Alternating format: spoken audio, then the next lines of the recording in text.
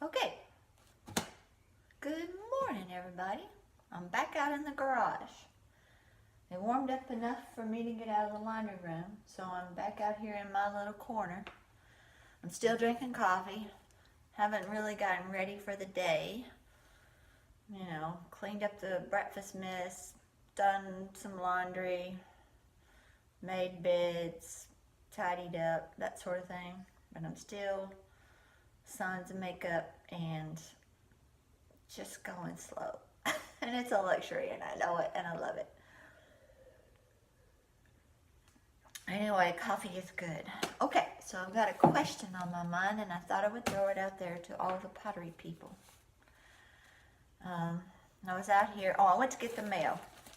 So I got something I ordered from eBay and I was thinking about shopping online and how until about a year ago I did not embrace it at all because I'm a toucher, I'm a potter, go figure.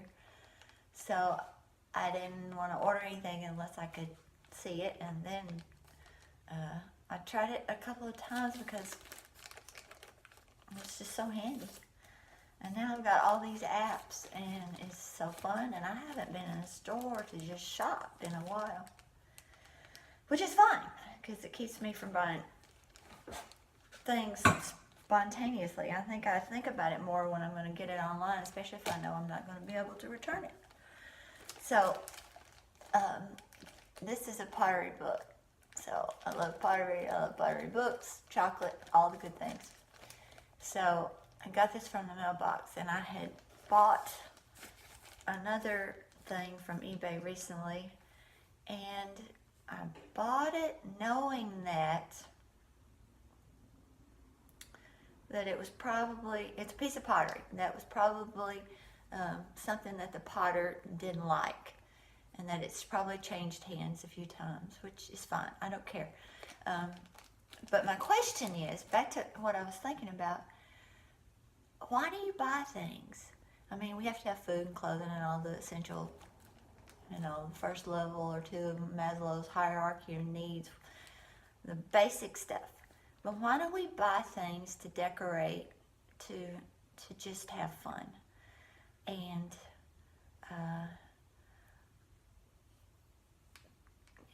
some people are worse than that, or better than that than others. But sometimes you just see something and it just like, you can't stop thinking about it, or you think, I need that because that's going to make my life better in some aesthetic way.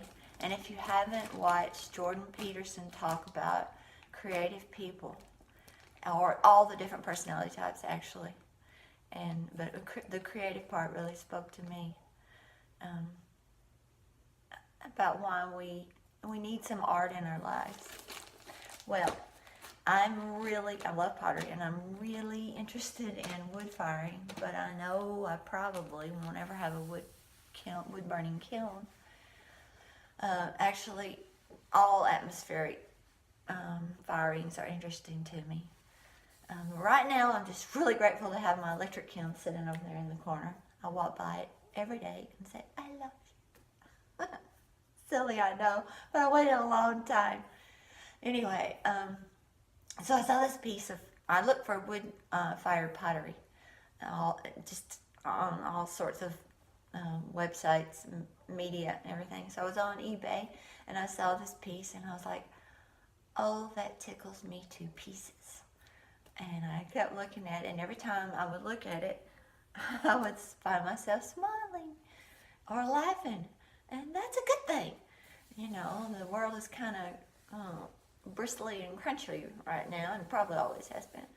So anyway, it was about to be my birthday, and I looked at it again, and it said delivery date, and it was going to be possible to get it right on my birthday. And I thought, the price is right, it tickles me, I'm going to order this. And so I did. So it's this piece right here. The price was right, it was wood fired, and I just wanted to feel it and touch it and have it around. But it wasn't for this side. And this side's got you can see it's got the ash, and it's somebody You know, it's a pretty chunky piece, which, you know, that's fine because it'll be around a while. But you can see it's got some flashing or whatever you want to call it. And it's made with white clay. But the reason I bought it was because of this. Ah! And to me, that looks like two eyes and a mouth going, ah! And there's lots of days I wake up and I feel like this right here. I have this sitting in my bedroom, and when I wake up in the morning, of course my husband doesn't particularly love it, but it just tickles me. Ah! Thank you, Lord, for another day, but ah! There's things I gotta get done. Anyway, you can see where the ash sort of dripped, and then I don't know if that was like slip or some kind. It's really shiny and really smooth. And then on the bottom, the other thing that tickled me and intrigued me, and another question I have is, there's a nice, let's see, can I focus on that? There's a nice chop on the bottom. So I bought this because it tickled me. I don't know if you can see that or not. And then the other questions came up, like, who made this? And where were they? And just, who's the artist? Because you have something and you kind of, for some reason, kind of like to know its background. Well, there's that chop, and it looks like an I, a capital I or an H with two J's or something. So knowing about the marks project online for pottery marks, I just noticed it makes an echo, like a pottery shell, like a piece, like a seashell pottery on the brain. Everything's pottery.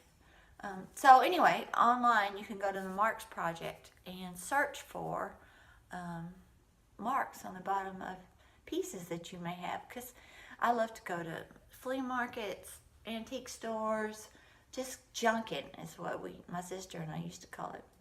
And it's so much fun, and you just never know what you're going to find. Well, I couldn't find this mark on there in the Marks Project, and it made me think about how I sign my pieces and how someday they'll end up, maybe now, in a Goodwill or in some secondhand store, and people won't know where they came from, and if they're interested, you know, how would I feel about them finding me? Those kinds of questions. And certainly I don't want to be stalked, but letting people know that I'm a grandma who got to do something later in life that she'd wanted to do for a long time, had done a little bit earlier, but didn't get to keep doing it because I had to go back to work, and time and life got in the way, and now I'm back, you know, playing in the clay and having a great time. This stuff right here, this is awesome. This will squeeze your troubles right out of your mind. Well, for me anyway. And whatever it is that does that for you that's constructive, I say go for it. But my question is, why do you buy things? Back to that. Why do you buy things? And then when you have them, you know, what do you do with them? Do you want to know their origins? I guess I do. I like knowing, okay, did this come from local or somewhere across the ocean, and what kind of hand was put to this, and what was their life like? And I just find it interesting. So anyway, I started signing my pots, one potter pots, and I've tried symbols, but I thought, you know, I can't find who made this, and they may not want to be found, and that's okay too. But I just think it's fun to kind of know the history, and helps you identify, I guess, with things that you have in your life. Why you have them there, and then what will you do with them once you get them. And I know this is lined with a nice glaze, and I can put flowers in this, or I can just look at it, and it can just tickle me every day. And I hope you have things in your life that tickle you and make you happy.